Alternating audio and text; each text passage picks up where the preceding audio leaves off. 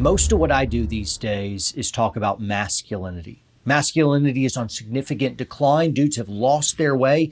The ancient paths are no longer being trod. I've written a book on this recently, and I really do care about men being able to grow and step into the roles of protector and provider and shepherds of their families. It's a really big deal because all of our societal problems, when you boil it down, comes down to family unit stuff. That's some of the most important stuff. And that's why I see some dudes like Andrew Tate, the most important cultural influences in existence today, and people following him.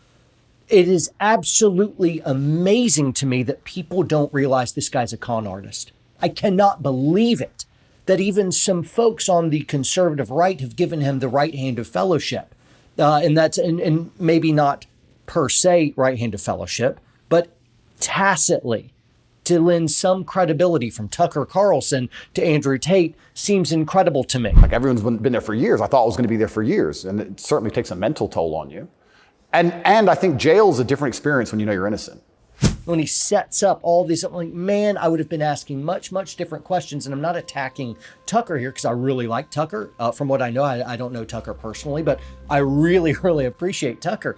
And so that's why his long interview was very upsetting to me. Of like, man, ask him the hard stuff. Ask him about the things he has said even recently. Candace Owens recently as well. Andrew Tate. Long time. I know, it's been a very long time. And she pushed a little bit more on some of these issues, but not nearly like I would have liked. I want him exposed. He is a digital pimp. He is a pornographer. He is not a good man. He will destroy families. He's already destroying people. And so there's nothing I can do to convince a lot of you guys of what I'm saying is true. Because some of you have heard Andrew Tate and he's had the ring of truth because he said really true stuff. I bet I could sit down with Tate and we could talk for hours on just stuff that we agree on. And we'd be like, yeah, rock on. And I would feel, amidst his charisma and winsome personality and his ability to smooth talk, I would be willing to say, I'm like, man, this guy's just like me. Birds of a feather, you and I. But the difficulty is on that huge 90% stuff that we would agree with. And I'd be like, hey, good point, Tate. Love what you just said there. There's this pernicious, deadly part that we disagree on. And this is the stuff, this will be the death knell to your life and to your future families. And it's going to absolutely wreck you, and your soul won't survive it. Do not follow Tate. Now here is Tate in his own words. This is Milk Bar TV posted this on Twitter. And I think nobody could show you who Andrew Tate is better than Andrew Tate himself. And so I'm going to yield the rest of my time to repost Milk Bar TV on Twitter, their entire clip of just Tate answering Tate. You'll see the lie and you'll see the smooth part, and then you'll see Tate bragging more off the cuff when he's not on stage and being all charismatic and trying to win over the internet to worship him as a cultural god. You'll see Tate even recently, where it says it was a long time, but then you'll find out, you look at the bottom and you'll be like, oh, this is recent. He's a con artist and he's conning you, young men.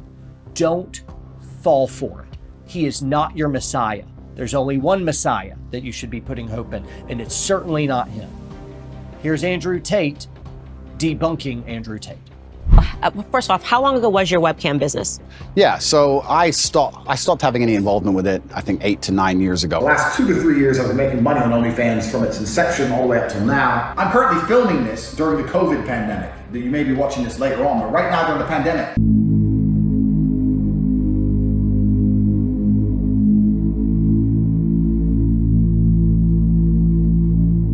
And I ended up opening a webcam company where girls would sit on a laptop and they would talk to guys on the internet for money. That's what they would do. It's like, you know what?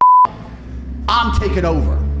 So what I did is I unplugged their keyboards and plugged a new one in from me behind the screen. So the chicks would sit there and hit a keyboard that wasn't plugged in. And me and my brother, and eventually some staff I trained, would do all the talking. The girls would sit there fully clothed or a bikini. The girls were just famoosers, just laughing and doing this, their titties out. One, I intimately understand the relationship between men and these websites. And they were talking to ice cold hustlers. We were taking their money, all of it. I've had and seen men give away their life savings to girls they've never met.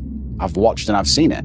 They come and say, well, what kind of, all of it. We're milking them dry. And I actually think a lot of the insights I give. I had these guys selling their houses, life savings, loans, all of it to me. Give me it all. A lot of the things I tell the world about the male mental health crisis. You'd have a You guy feel bad or no? to give a solitary It's the mark of a psychopath. They have no empathy. It's actually quite clever. It's very psychopathic, textbook psychopath, in that he's highly winsome and able to influence, and he's got that power, but he has zero empathy. About men being so constantly lonely. We got to the point where we had these guys falling in love with my models, serious, big time in love, right? Sending crazy money. And they were convinced they were gonna meet the chick. This is almost where I kind of felt bad. About how important it is to build yourself into a high value man. Because they were like, can we meet? I've sent you $200,000. Can we meet? Can we meet? Can we meet? About how money alone is not enough. The problem What was is, the most that one person sent to a model? Total. million? Wow. Wow. About a mil in about a year? You don't feel bad at all. Why the would I care? Yeah, I don't feel bad either. So, thank you. I explain all these things. A lot of these are lessons from the webcam days. I saw dudes who had a whole bunch of money, no other attributes, and they ended up on these websites spending hundreds of thousands of dollars because they didn't have anything else. Just like Andrew Tate was unbelievable to me, that he would say, listen, I have done such and such in the past, but I'm not a guy who would dwell on that. I'm not going to say I'm sorry for what I've done in the past. And he's just being honest about that. And somehow, as his just smooth words are rolling out, he's making lack of repentance and any personal accountability for wrongdoing a virtue. And we're just being like, oh yeah, he's being honest. And so he pits one virtue against a vice to turn the vice into a virtue. But so the girl would be online for 6 or 7 hours, but then when she logged off, was sleeping or whatever, on her WhatsApp, I'd have staff. She was online 24 hours a day. Her WhatsApp, her this. She was famoosing when she was asleep. We were bringing in money for the fucking sky. This is what the powers that be want. They want to make sure that the male populace is as docile as possible, and they do that with a large array of weapons, and they do that with a web of tools, and I believe that I'm the counter to that, which is the reason I ended up attacked in the first place. And maybe this is a bit bad. Here's where the famoose would start. So it'd be good, like I had a lot of girls who worked for me, and the best was like the Ukrainians or the Russians. It was amazing. Because they'd get some guy, fall in love, they'd arrange the day to meet, all this I need a visa.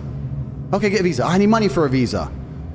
Okay, how much is a visa? It's $900. No, but it's not $900 because I went to the embassy. They think I'm a risk and I need a return flight there and back and I need a hotel. I need to have spending money in my bank account. They won't let me come. Or how much you need? All right, 10 grand. Boom, it's 10 G's. Boom, bang, thanks. Wow. Go to the embassy, take a picture outside the embassy, boom, come back. They rejected my visa. They said we have to wait 2 weeks. After 2 weeks, they'll give it to me. Okay, baby, boom. 2 more weeks of tips. Boom, boom, boom, boom. Because now he thinks he's gonna right? Thinks we get the girls. Now he's spending more than ever. 2 weeks, 2 weeks, 2 weeks. 2 weeks come.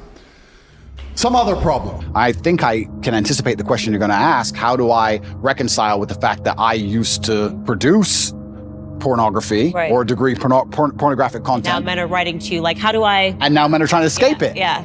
Girls are desperately signing up because it's the easy way for them to make money, but without instruction. Pimpin' can. A hoe without instruction is headed for self-destruction. So these girls, they don't have a man telling them what to do properly, they're lazy, and they end up making a few bucks, maybe if that, and they stay on the very, very bottom of the pile. You don't want that. You've bought this course, you want to make your money back, and you want to continue to make money for a long time, so you want your girls to be elite. I'm going to teach you how to do that.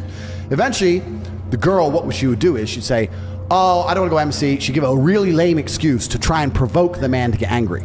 So she'd say, the embassy want me to come back, but I have a headache. That was the one we'd use. He'd be like, I just sent you $1 million.